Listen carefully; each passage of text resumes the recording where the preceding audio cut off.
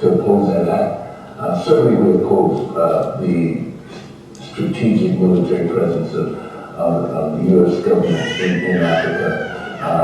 You see what is happening in Somalia right now, where a U.S. surrogate, Ethiopia, has played a large role in disrupting and certainly destabilizing that country further, you know. And so we're very concerned about that. It's very telling that a number of countries have voiced on the continent, at least more than 11 countries on the continent have voiced their concern and their opposition to this military presence, the U.S. presence in the region. There are issues certainly in the Horn of Africa. There's issues in the Gulf of Guinea as well. And certainly Africom is not a new brainchild. It's something that's been in the works for some time. Nicole Lee, can you explain exactly what Africom is? Well, it's difficult to give the exact definition of Africom, mostly because the State Department and the Defense Department have made Africom a moving target. When the Bush administration first announced Africom, they suggested that there would be a military presence, military bases, and that it would cover all countries except Egypt, and it would be in addition to our presence in Djibouti.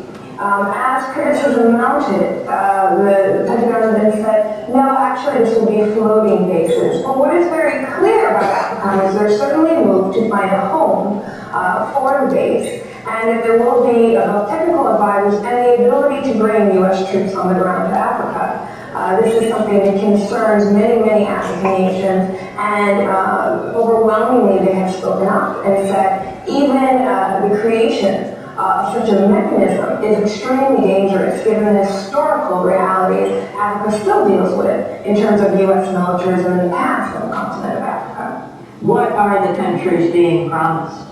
Well, the countries that have been interested in hosting, there's been very, very few. Certainly, aid is involved. The State Department is very much involved in the creation of Africom. Interestingly, this is one of the first times that the State and the Defense Department have worked so closely together, and sort of a hybrid departmental initiative, where you have General Cliff Ward, who is the head of Africom, but the associate head of Africom, if you will, is a State Department official. And so you have a situation where aid to Africa is being uniquely tied to militarization, and this is extremely dangerous. We know that many countries in Africa need aid for HIV/AIDS medication, for debt relief, and this is a reality. Yet having the State Department tied so closely to Africom is concerning many countries who truly believe that self-determination must be a priority for U.S. policy towards the continent. Many people are working hard to stop the war in Iraq, and those same constituents must also be concerned with Africom. Africom is just another manifestation of U.S. imperialistic moves in that region. Clearly, a base and a military presence in Africa, either in the Horn or in West Africa, threatens the sovereignty, threatens war in that entire region, in that entire hemisphere. And so anti-war activists and Africa advocates must be very, very concerned with this new initiative. Many people are saying, well, the train has left the station, Africom is going to be established. We still must fight. We still must fight to ensure that the Bush administration and Congress knows that this is not the priority of the American people. Any interest, any attention given to Africa is not necessarily good attention. And this is a perfect example of attention that is not good for Africa. Africa needs its sovereignty. Each country needs its sovereignty respected. Aid is necessary. Debt relief is necessary. But this is not a way in which we can ensure that democracy will continue in countries on the continent of Africa. So certainly education, and then also making this a part of our call to stop the war in Iraq, to stop the wars in Afghanistan, and ensure that our country stands down from this militaristic policy. One of the things that I think has to be very clear is that this initiative has received broad support from both parties. You know, it's not just the Republican administration itself. What I'm further concerned is that even though we place I think it's important for us to stand up as we talk about this now, the Bush administration being the initiators of this, but this idea is an idea that's been, as I said before, been in the making for some time, and its actualization comes at this particular point, but it has a life after that. What do we do now at this particular point, knowing that we've been on the other side of this decision long before its action?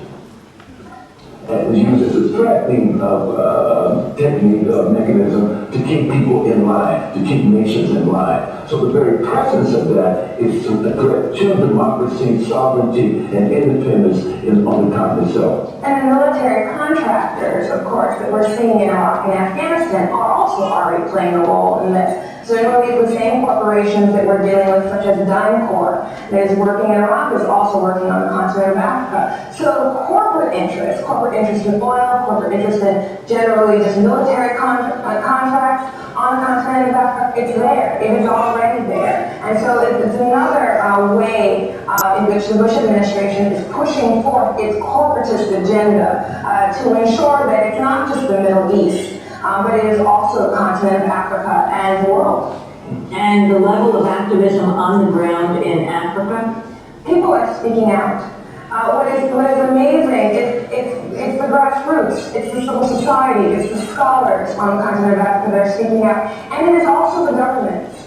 And it is not just governments that can afford to speak out, but it is governments that cannot afford to speak out because they rely on debt relief, they rely on aid. Yet this is so egregious. And there are so many concerns that the people of Africa have that have voiced to their governments that the government have had to speak out.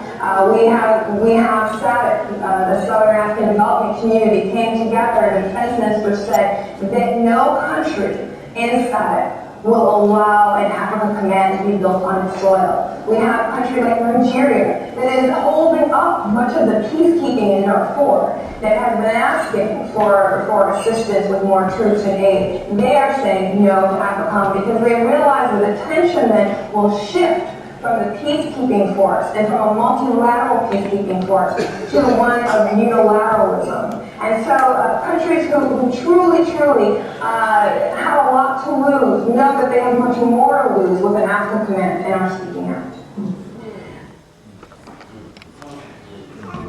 Y'all get the idea, family? Yes. And peace report. President Bush is back in Africa for the second and presumably final time during his presidency. He began a carefully selected 5-country tour of the continent Saturday. We're going to Benin, Tanzania, Rwanda, Ghana, and Liberia. Each of these countries is blessed with natural beauty, agriculture, and an unmistakable spirit of energy and optimism. Africa in the 21st century is a continent of potential. The reaction on the ground has been mixed. Many in the Eastern African country of Tanzania welcomed the $700 million grant in foreign aid President Bush signed. Hear it? Yeah. Hegemony. See? These poor countries, the United States says, we'll give you all this money in aid. Just let us in the door. So we can do what we're going to do. And 10, 15 years down the road, it won't be your land anymore.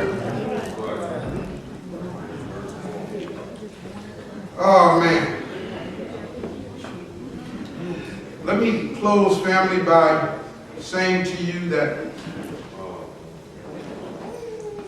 the devil is real. Yes, sir. Did y'all hear what I said? Like my grandmother used to say, did y'all hear what I said?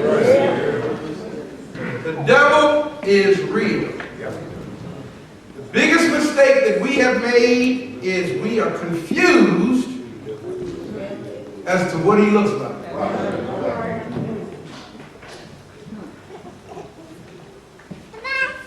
I was sharing this information with a person who thought that I was too callous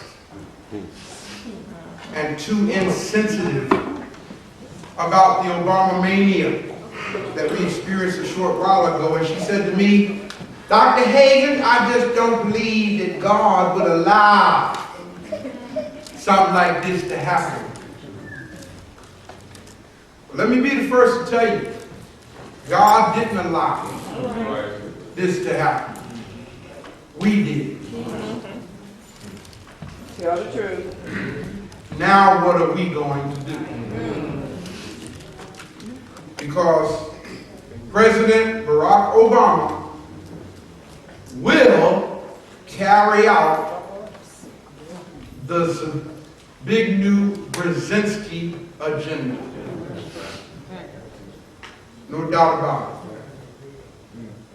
And I close by saying, again, the words of Del Jones. Ancestors, please help the people to see. Because they won't listen to me. Ashe.